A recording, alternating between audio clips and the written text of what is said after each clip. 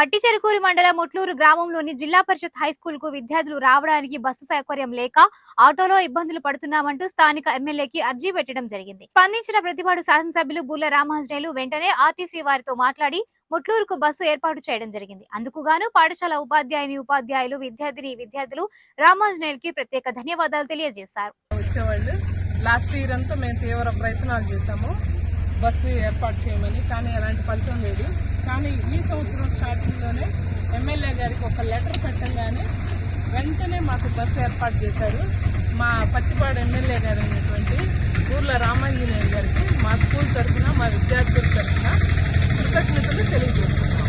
Thank you very much sir.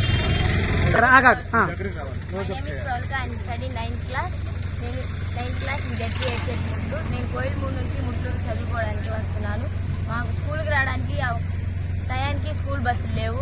కాబట్టి మా కొరకు బస్సు ఏర్పాటు చేసిన మా ఎమ్మెల్యే రామాంజనేయులు గారికి మా స్కూల్ తరఫున, మా విద్యార్థుల తరఫున ధన్యవాదాలు తెలియజేస్తున్నాను. Thank you MLA Ramanjaneyulu sir.